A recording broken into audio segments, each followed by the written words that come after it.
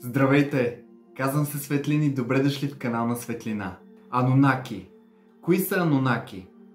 Анунаки са божества, почитани в древна Месопотамия още преди хиляди години.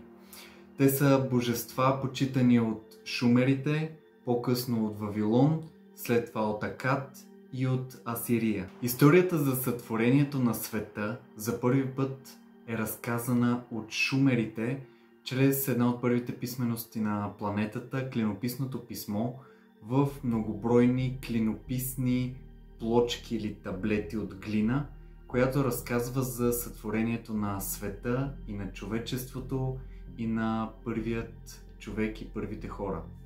Шумер в превод означава земята на наблюдателите.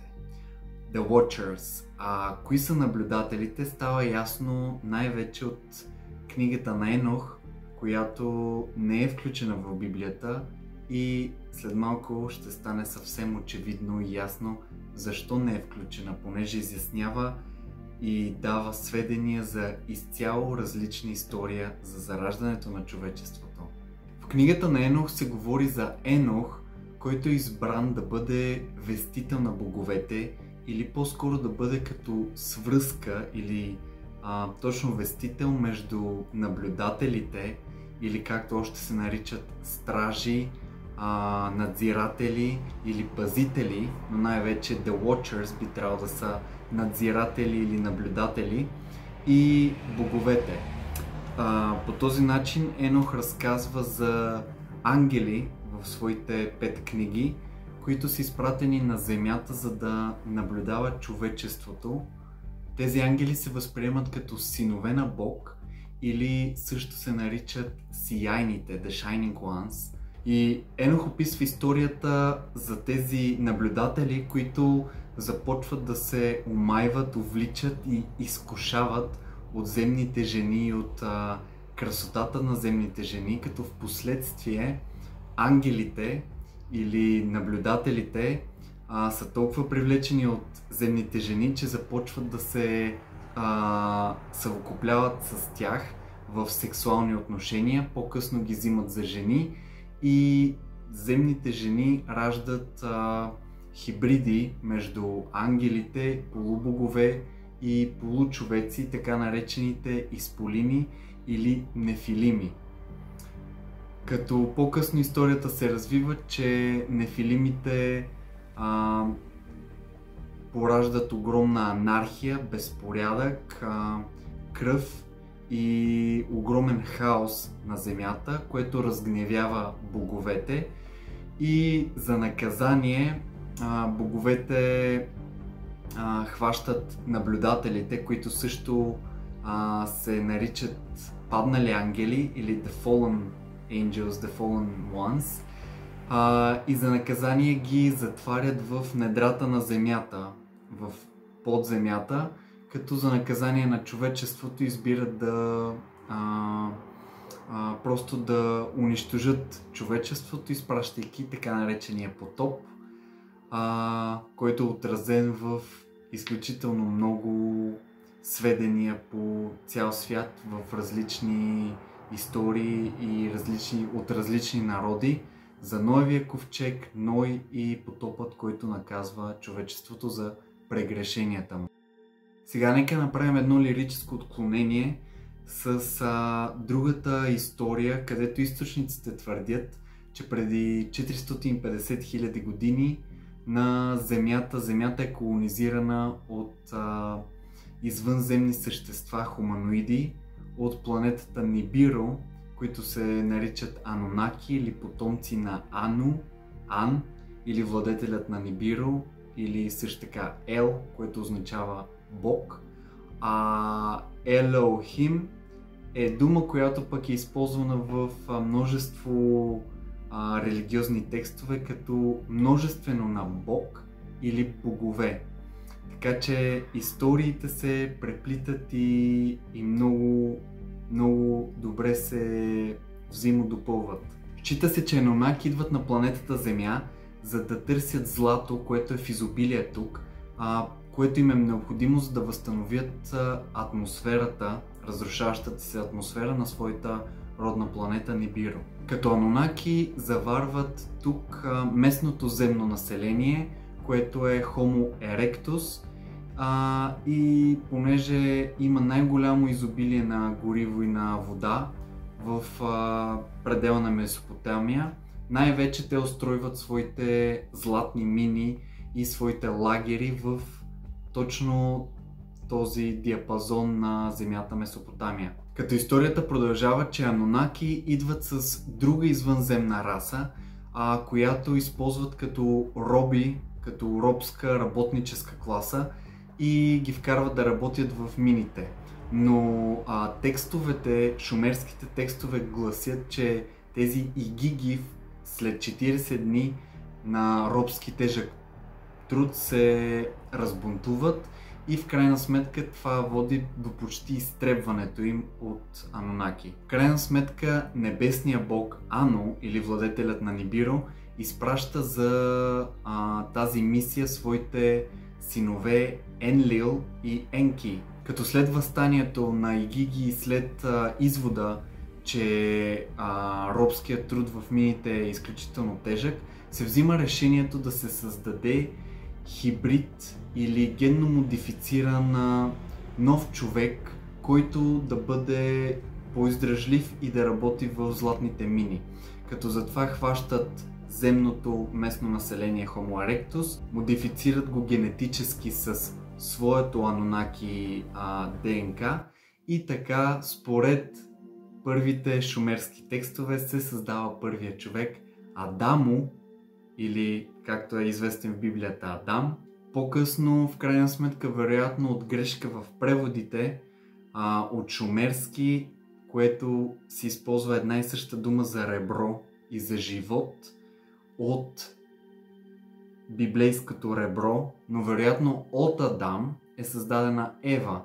И имайки предвид напредналите генетически умения, вероятно може да става дума за генетическо клониране или възпроизвеждане от Адам на следващи поколения на новата хибридна раса, смесица между земното население, Анунаки, което е с цел робска раса, която да извлича злато за Анунаки. Счита се, че създаването на Адамо става преди 300 000 години, като шумерските текстове също така говорят за това, че за разделението, ясното разделение, иерархията между Анунаки като божества, като рай и земните хора, които имат ясно трябва да си знаят мястото. Затова не бива да има смесване и Анунаки, понеже според други източници Нибиро обикаля, една година на Нибиро е 3600 земни години, така Анунаки изглеждат като безсмъртни спрямо земното броене. Затова Анунаки не искат да има смесване на земляните заедно с божествената раса, затова генно модифицират своето творение да не бъде като тях с дълъг живот, а да бъде със значително по-кратък живот. И по-нататък синовете на Бог или потомството на Ано, на Анунаки, или наблюдателите, или сияйните, или ангелите, според множеството текстове, множеството алегории и символни препратки, символни обяснения. И така че изпратените за наблюдение Анунаки явно в крайна сметка започват да бъдат прелъстени и захласнати от земните жени, като се стига до сексуални отношения, раждане на деца и смесица между Анунаки и земните жени и сътворяването на така наречените нефилими или изполими, като в крайна сметка със сигурност явно това води до бунтове, размирици. От друга страна, съчетано с книгата на Енох и с библейските текстове се говори, че тези огромна част от падналите ангели, които са именно тези наблюдатели, започват да учат човечеството на знание, и са споменати, нали, Азазел и различните наблюдатели или сияйни, които учат земното население на знанието, което Анунаки притежават. Астрология, билки, металургия, козметика, разчитане на звездите, разчитане на луната, култивиране на растения.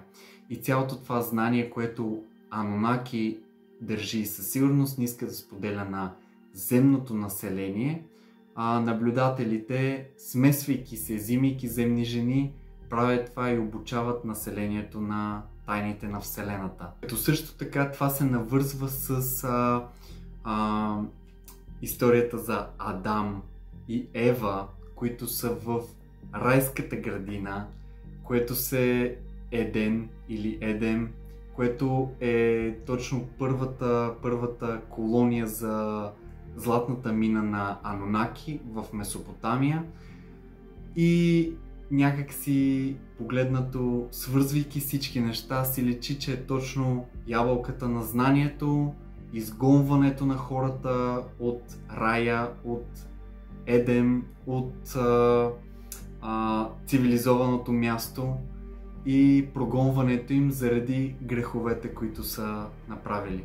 Като явно боговете или управляващата раса Анунаки не харесват това, което се случва в колониите си за злато с земната създадена от тях раса, която е създадена да бъде работническа раса под тях, и явно това смесване, кръвосмешение на божествената чиста Анунаки кръв с земните жени, от друга страна споделянето на знанието, явно разгневява властващите богове Анунаки и води до изпращането на потопът за наказание, отразен в всички древни източници.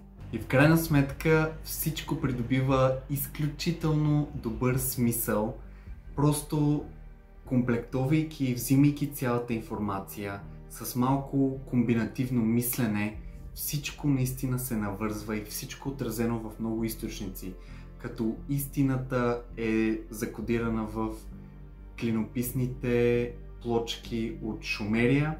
По-късно Вавилон взимства цялото това знание, след това Акад, след това Асирия, имайки предвид евреите, които са били в робство и владичество в Египет 400 години, цялото това знание отивайки там, по-късно бивайки евреите в Вавилон, усвояйки всички тези неща, имплементирайки го избирателно в своята религия, след това християнството, което говори в Библията за митът битие, мита на сътворението, което е за първи път разказано от шумерите. След това, говорейки в книгата на Енох за ангели, паднали ангели, синовете на боговете, Адам, книгата Райската градина Едем, греховете, знанието и сияйните богове. От друга страна, гръцката митология, която говори за боговете и титаните, които са доста сходни с изполини, с великани, с високи хора, както са описвани нефилимите, които се разбунтуват срещу бащите си, срещу боговете и са затворени под земята, в подземния свят, Тартар, което се навързва доста. И наистина това всичко придобива един изключително правдоподобен мащаб на историята на човечеството, каквато е действително, и е наистина в унисон с това, което още от малък достигнах до заключението, че наистина, имайки едно земно ниско еволюирало население на Земята, спускайки се нещо от от небето, излизайки някакви същества, които са изключително по-развити и правят чудеса, се стига до боготворенето на тези същества и обожествяването им, превръщайки ги в богове, като следвайки нишката, извънземни раси дошли на земята, са превърнати в богове и всичко отразено. Просто трябва да има желанието и вярата, да знаеш къде да гледаш и просто да го откриеш. И най-вече да вярваш.